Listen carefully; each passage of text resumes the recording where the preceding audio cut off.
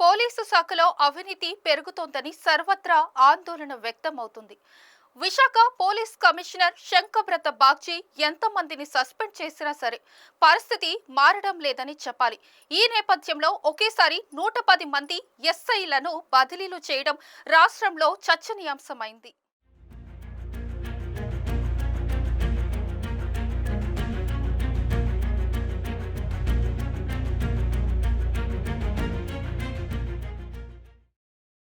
ACP స్థాయి నుంచి CI, SI స్థాయి అధికారులు కొందరు లంచాల మత్తులో తేలుతున్నారని ఆరోపణలు ఉన్నాయి. వీరు ఎక్కువగా సివిల్ కేసులలో తలదూర్చి ఇరు పార్టీల వద్ద భారీగా ముడుపులు వసూలు చేస్తున్నారనే ఆరోపణలు వెల్లువెత్తుతున్నాయి.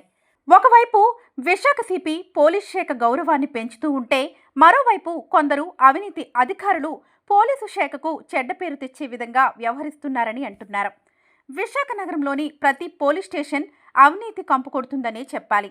సిపి ఆదేశాలను పట్టించుకోకుండా ఇష్టానుసారంగా వ్యవహరిస్తూ భారీగా అవినీతికి పాల్పడుతూ అక్రమంగా ఆస్తులు, అంతస్తులు సంపాదిస్తున్నారనే విమర్శలు వినిపిస్తున్నాయి. అయితే విశాఖ సిపి వృత్తిపరంగా నిజాయితీగా పనిచేస్తూ మంచి అధికారిగా పేరు తెచ్చుకున్నారు.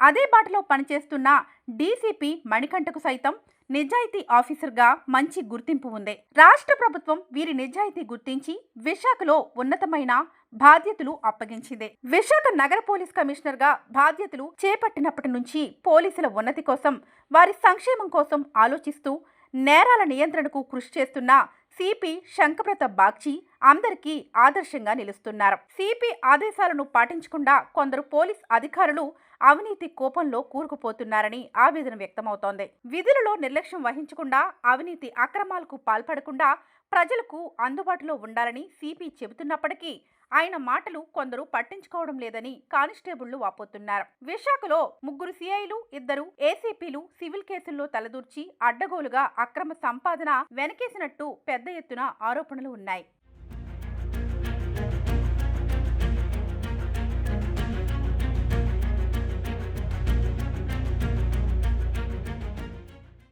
విశాఖలో ప్రతి పోలీస్ స్టేషన్లో లంచగొండి ఆఫీసర్స్ ఎక్కువైపోయారని దిగువ స్థాయి సిబ్బందే చెబుతున్నారు. నిజానికి సిపి సహా కొందరు అధికారులు మాత్రమే నిజాయితీగా పనిచేస్తూ పోలీస్ శాఖ గౌరవాన్ని మరింత పెంచుతూ వస్తున్నారు. విశాఖలో పూర్తి స్థాయిలో శాంతి భద్రతలు నెలకొల్పేందుకు సిపి అహర్నిశలు కృషి చేస్తున్నారు. పోలీసు శాఖ ప్రక్షాళనకు సిపి తగు చర్యలు తీసుకుంటున్నప్పటికీ కూడా కొందరు పోలీస్ సిబ్బంది రాజకీయ నేతల అండదండలతో అవినీతికి పాల్పడడం బహిరంగ రహస్యమే అని చెప్పాలి. రాజకీయ ఒత్తిళ్లు వస్తున్నప్పటికీ కూడా సిపి అవేమీ పట్టించుకోకుండా తన పని తాను చేసుకుని వెళ్లిపోతున్నారు. అవినీతి ఖాకీలపై సిపి పూర్తి స్థాయిలో దృష్టి పెట్టారు. ఇప్పటికే సిపికి సీక్రెట్ ఇంటెలిజెన్స్ ద్వారా అవినీతి అధికారుల చిట్టా అందినట్లు సమాచారం. ప్రతి అధికారి అవినీతి చిట్టా పోలీస్ బాస్ డైరీలో ఉన్నట్లు విశ్వసనీయ సమాచారం.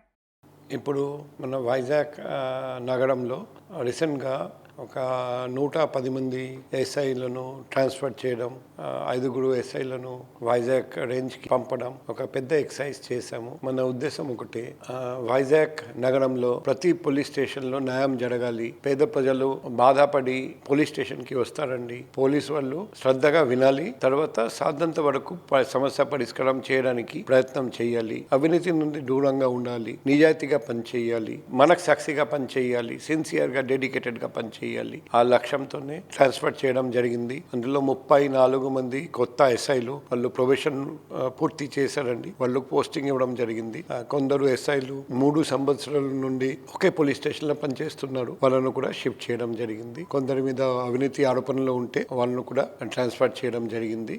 ముఖ్యంగా ప్రతి లా అండ్ ఆర్డర్ స్టేషన్ బలోపేతం చేయడం, ఎక్కడ మన నగరంలో అసాంఘిక కార్యకలాపాలు, గాంజాయి సేవించడం, గాంజాయి అమ్మడం, గాంజాయి సరఫరా చేయడం, ఓపెన్ గా మందు త్రాగడం, వ్యభిచారము, పేకట, జూదము ఈ ఎక్కడా జరగకూడదు. అదే మాదిరిగా రౌడిజం ఎక్కడ సహించేది లేదు. ప్రజలు క్షేమంగా ఉండాలి, హాయిగా నిద్రపోవాలి. ఆ పరిస్థితి ప్రతి చోట ఉండాలి వైజాగ్ నగరంలో. ఆ లక్ష్యంతోనే ఎస్ఐస్ అందరికీ క్లియర్ ఇన్స్ట్రక్షన్ ఇవ్వడం జరిగింది. డ్యూటీస్ కూడా అలొకేట్ చేయడం జరిగింది. నేను ఆశిస్తున్నా ఈ ట్రాన్స్ఫర్ వలన ప్రతి పోలీస్ స్టేషన్ లో ప్రజలకు ఇంకా మంచిగా న్యాయం జరుగుతుంది. అసాంఘిక కార్యకలాపాలు కూడా ఫర్దర్ తగ్గిపోతాయి. రౌడిజం కూడా ఇంకా తగ్గిపోతాయి. మన వైజాగ్ నగరంలో బెటర్ పోలీసింగ్ మనకు వస్తుందని నేను ఆశిస్తున్నా, భావిస్తున్నా.